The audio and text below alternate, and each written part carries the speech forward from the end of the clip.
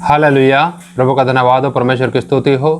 आइए हम प्रभु का धन्यवाद करेंगे, सब मिल करके प्रभु की तारीफ करें, उसकी आराधना करें, उसकी भलाइयों के लिए धन्यवाद करें। धन्यवाद पिताजी। हालेलुया। राजाओं के राजा, प्रभु के प्रभु, सर्वशक्तिमान परमेश्वर, आपका धन्यवाद धन्यवाद धन्यवाद। पवित्र पवित्र पवित्र पवित्र सामर्थ्य परमेश्वर, आपका धन्यवाद। Hallelujah hallelujah. तारीफ तारीफ तारीफ तारीफ तारीफ तारीफ के हो गया, आदर और महिमा के हो गए परमेश्वर, आपका धन्यवाद करते हैं। हालेलुया। पवित्र और सामर्थ्य परमेश्वर, आपका धन्यवाद। हालेलुया। आज की शाम के लिए धन्यवाद करते हैं प्रभु, आपने एक बार फिर हम सबको आप अपने चरणों में बैठने का अवसर दिया, उसके लिए धन्यवाद प्रभु। आज की शाम पवित्र आत्मा जी हमसे बात कीजिए अपने वचन के द्वारा, और हम सब जितने वचन सुनते हैं प्रभु, ये वचन हमारे आत्मा में, जीवन और व्यवहार में उतरने पाए। मेरे प्रभु दया कीजिएगा। हालेलुया। धन्यवाद प्यारे परमेश्वर, आपकी तारीफ़ करते हैं प्रभु जी। धन्यवाद पिता। सारी आराधना को आप संभालिए प्रभु जी। एक एक विश्वासी को आपके हाथ में सौंपते हैं। जो लोग दूर रहते हैं, आपका वचन सुनते हैं यूट्यूब पर प्रभु, वो आपके वचन के अनुसार चलने पाए, मनन करते हुए पिता, और आपसे प्रेम के कारण प्रभु जी हर एक परिस्थिति में मजबूत खड़े हो सकें। धन्यवाद। सब कुछ आपके हाथ में सौंपते, आप संभालिए प्रभु जी। धन्यवाद के साथ प्रार्थना यीशु मसीह के नाम से मांगते हैं, आमीन। हालेलुया। प्रभु का धन्यवाद हो। आइए एक भजन गाएंगे, और ये भजन है 122 नंबर हमारे गीत की किताब में। तेरी इच्छा के मुताबिक यीशु मुझे नित्य चला, मेरी मर्जी कभी ना हो मेरे पिता मेरे स्वामी। इस दुनिया का सुख ना चाहूँ, ना धन दौलत आदर सम्मान, मांगता नहीं है तेरा दास आराम जीवन कष्ट बिना। हालेलुया। तेरी इच्छा के मुताबिक यीशु मुझे नित्य चला, तेरी इच्छा के मुताबिक यीशु मुझे नित्य चला, मेरी मर्जी कभी न हो मेरे पिता मेरे स्वामी, मेरी मर्जी कभी न हो मेरे पिता मेरे स्वामी, तेरी इच्छा के मुताबिक यीशु मुझे नित्य चला, तेरी इच्छा के मुताबिक यीशु मुझे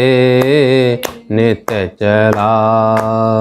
इस दुनिया का सुख ना चाहूँ, ना धन दौलत आदर सम्मान, इस दुनिया का सुख ना चाहूँ, ना धन दौलत आदर सम्मान, मांगता नहीं ये तेरा दास आराम जीवन कष्ट बिना, मांगता नहीं ये तेरा दास आराम जीवन कष्ट बिना, तेरी इच्छा के मुताबिक यीशु मुझे नित्य चला, तेरी इच्छा के मुताबिक यीशु मुझे नित्य चला, चाहे सीधा रास्ता मेरा तंग मार्ग या सकरा भी हो, चाहे सीधा रास्ता मेरा तंग मार्ग या सकरा भी हो, आंसुओं की वादी भी हो, खुशी के साथ चलूँगा मैं, आंसुओं की वादी भी हो, खुशी के साथ चलूँगा मैं, तेरी इच्छा के मुताबिक यीशु मुझे नित्य चला, मेरी मर्जी कभी न हो मेरे पिता मेरे स्वामी, मेरी मर्जी कभी ना हो। मेरे पिता मेरे स्वामी, तेरी इच्छा के मुताबिक यीशु मुझे नित्य चला। तेरी इच्छा के मुताबिक यीशु मुझे नित्य चला। हालेलुया। प्रभु का धन्यवाद हो, परमेश्वर की स्तुति हो अद्भुत भजन के लिए। बहुत अच्छा भजन है। आइए हम अपने विषय में चलेंगे और हमारा जो विषय है आज है परमेश्वर और धन। इसके विषय में थोड़ा प्रभु के वचन से हम देखेंगे। प्रियो, जब परमेश्वर हम सबको अंधकार के वश से छुड़ा के अपनी ज्योति में ले आता है, तब हमें जो विश्वास किया प्रभु पर, जो विश्वास प्रभु ने हमारे जीवन में डाला है, उसके अनुसार व्यवहार करना पड़ता है। अक्सर होता क्या है, शैतान बहुत से फंदे, बहुत से जाल विश्वासियों के राह में लगा देता है, जिसमें से पैसा भी एक है। उसके विषय में थोड़ा हम देखेंगे प्रभु के वचन में। आइए देखते हैं मत्ती रचित सुसमाचार उसका 6 अध्याय। अक्सर हम इन वचनों को पढ़ते हैं और हम 6 का 24 से पढ़ेंगे। 24 में लिखा है, कोई मनुष्य 2 स्वामियों की सेवा नहीं कर सकता, क्योंकि वह एक से बैर और दूसरे से प्रेम रखेगा, या एक से मिला रहेगा और दूसरे को तुच्छ जानेगा। तुम परमेश्वर और धन दोनों की सेवा नहीं कर सकते। हालेलुया। प्रभु का धन्यवाद, प्रभु की स्तुति हो। प्रियो, जब विश्वासी प्रभु के राह पे चलता है, जैसे मैंने बताया, उसके जीवन के अंदर कठिनाइयाँ, परेशानियाँ जरूर आएंगी। आर्थिक तंगी भी आ सकती है। आर्थिक तंगी आती है तब शैतान अनेकों प्रकार के विचार और अनेकों प्रकार की योजनाएं विश्वासियों के दिमाग में या सेवकों के दिमाग में डालता है। जो आत्मिक सेवक, आत्मिक विश्वासी नहीं होते, जिनका आत्मिक जीवन नहीं है, जीरो आत्मिक जीवन है, वो लोग शैतान के विचारों को, योजनाओं को स्वीकार करके उसके हाथ में खेलना शुरू हो जाते हैं। कर वो सेवा यीशु मसीह की रहे हैं, परंतु इनडायरेक्ट वे में, अप्रत्यक्ष वे में वो पैसे की सेवा में है। कारण उनको पूर्णतया परमेश्वर पर भरोसा नहीं है कि परमेश्वर मेरे बाल बच्चों की रक्षा कर सकता है, परमेश्वर हमारा खाना, पहनना, रहना, सब कुछ का प्रबंध कर सकता है। इन बातों के ऊपर परमेश्वर के जो कहलाने वाले लोग हैं, सो कॉल्ड कहते हैं, जिनको सेवक हों या विश्वासी हों, उन लोगों को परमेश्वर के ऊपर भरोसा ना होने के कारण वो धन के पीछे ज़्यादा जाना शुरू हो जाते हैं, जिसके ऊपर प्रभु का वचन कहता है, यीशु मसीह जी कहते हैं कि तुम धन और परमेश्वर दोनों की सेवा नहीं कर सकते। अगर धन की सेवा करोगे परमेश्वर से बैर रखेंगे, अगर परमेश्वर की सेवा करोगे तो धन का कोई मतलब नहीं है। इसका अर्थ ये नहीं होता है कि परमेश्वर हमारी आवश्यकताओं को पूरा नहीं करता, अवश्य करता है। देखेंगे आगे वचन में प्रभु यीशु मसीह जी कहते हैं, इसलिए मैं तुमसे कहता हूं कि अपने प्राण के लिए यह चिंता ना करना कि हम क्या खाएंगे और क्या पिएंगे, और न अपने शरीर के लिए कि क्या पहनेंगे। फिर सवाल किया प्रभु यीशु मसीह जी ने, क्या प्राण भोजन से और शरीर वस्त्र से बढ़कर नहीं? सवाल किया लोगों को।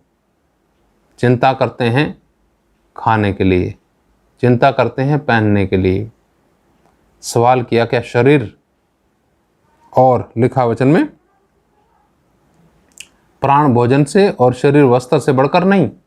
सवाल किया प्रभु यीशु मसीह ने। फिर ऐसा बोला उदाहरण दे करके, आकाश के पक्षियों को देखो, वे न बोते हैं, न काटते हैं और न खत्तों में बटोरते हैं, फिर भी तुम्हारा स्वर्गीय पिता उनको खिलाता है। क्या तुम उनसे अधिक मोल नहीं रखते? तुम में कौन है जो चिंता करके अपनी आयु में एक घड़ी भी बढ़ा सकता है? प्रभु का धन्यवाद, परमेश्वर की स्तुति करते हैं। प्रियो, यहाँ पर स्पष्ट बताया गया कि तुम में से कौन है जो चिंता करके अपनी आयु में एक घड़ी बढ़ा सकता है? कोई भी नहीं है।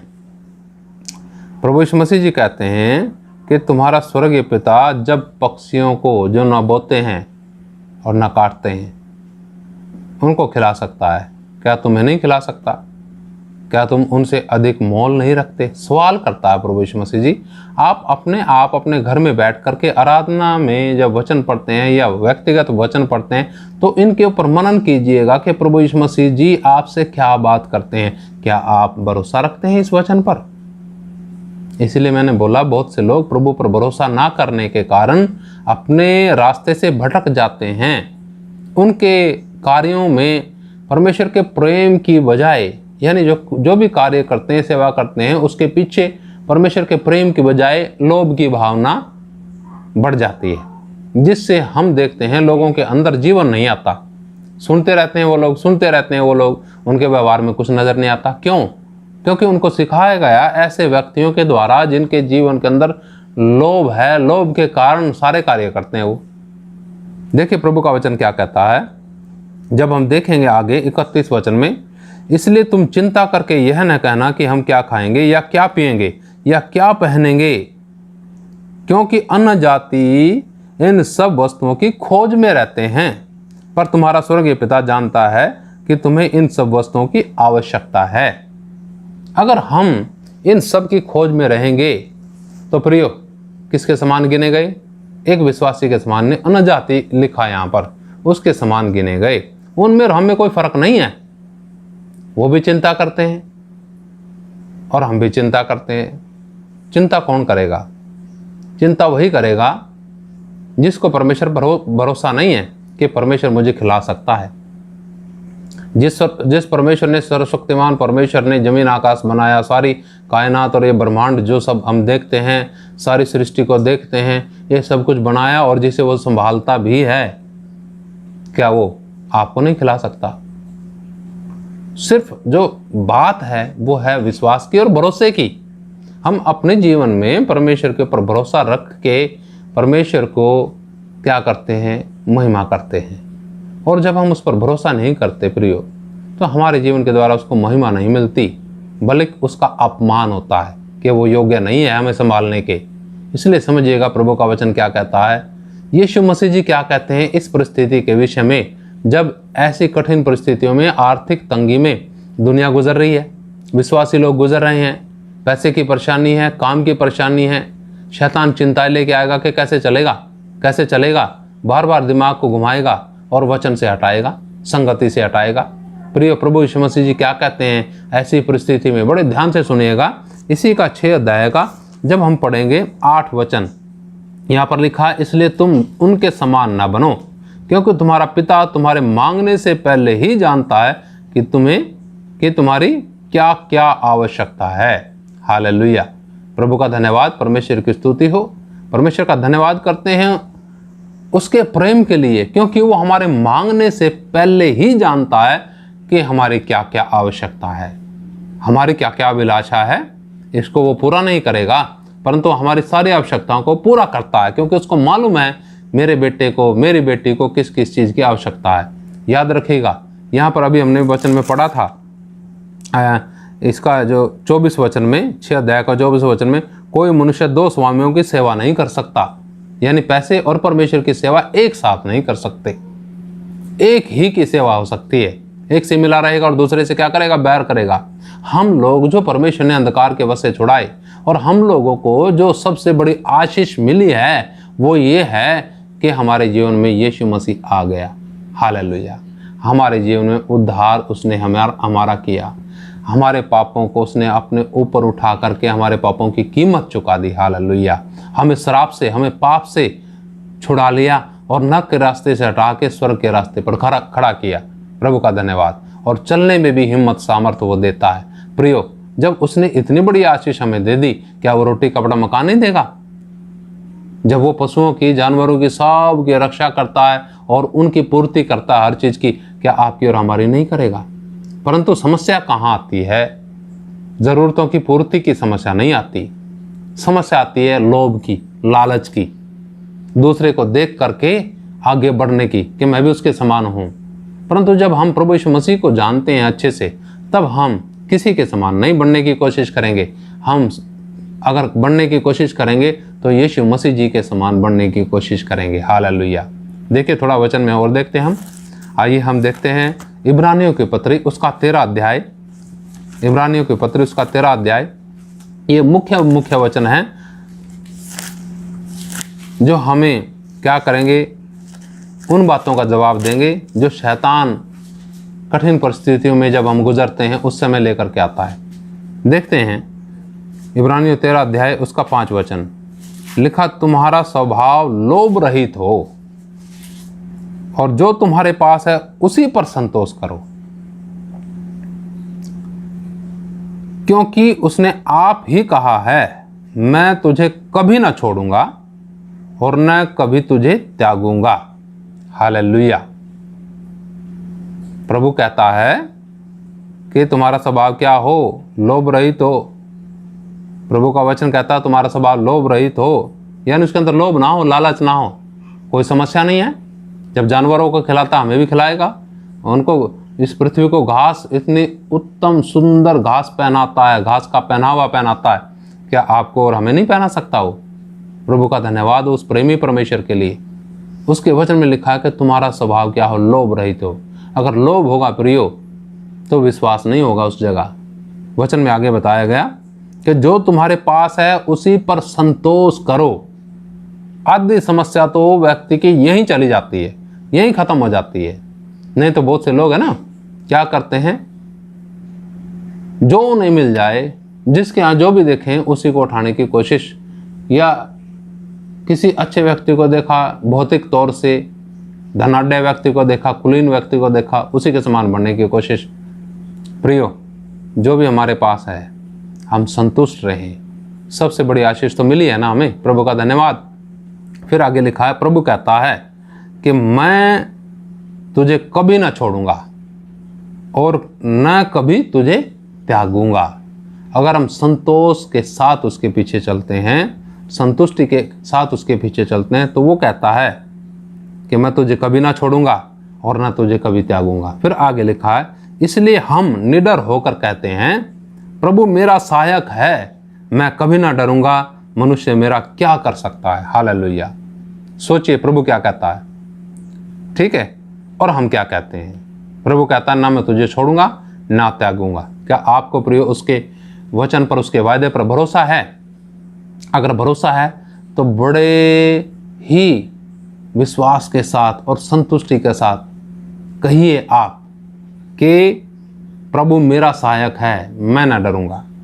चाहे कितनी कठिन परिस्थितियां आ जाएं, कुछ भी ना हो मेरे पास, तो भी मैं ना डरूंगा, क्योंकि मेरी सहायता करने वाला एक है जिसने सारी सृष्टि बनाई। हालेलुया। वो मेरा सहायक है और मनुष्य मेरा क्या कर सकता है। प्रभु का धन्यवाद, परमेश्वर की स्तुति हो। आइए थोड़ा सा और देख करके हम समाप्ति की तरफ जाएंगे और ये हम देखेंगे पहला तीमुथियुस और उसका पहला तीमुथियुस की पत्री, और उसका हम देखेंगे 6 अध्याय। वहाँ पर भी थोड़ा इसी विषय में लिखा है, और है कहाँ लिखा वचन में, 6 वचन से अगर पढ़ेंगे तो ठीक है। पर संतोष सहित 6 अध्याय का 6 वचन, पहला तीमुथियुस 6 अध्याय का 6 वचन, पर संतोष सहित भक्ति बड़ी कमाई है। संतोष सहित भक्ति बड़ी कमाई है। जब हम संतोष रख के प्रभु के पीछे चलते हैं और जो उद्देश्य परमेश्वर का हमारे जीवन के लिए है उसको समझते हैं और उसके अनुसार व्यवहार करते हुए जीवन व्यतीत करते हैं, तो ये संतोष सहित भक्ति है जो सबसे बड़ी कमाई है। प्रभु का धन्यवाद। फिर आगे लिखा वचन में, क्योंकि न हम जगत में कुछ लाए हैं और न कुछ ले जा सकते हैं। यदि हमारे पास खाने और पहनने को हो तो इन्हीं पर संतोष करना चाहिए। जो है, जैसा अभी हमने पढ़ा इब्रानियों 13 अध्याय में, कि जो है उसी पर संतोष करें, वही बात यहाँ लिखी है।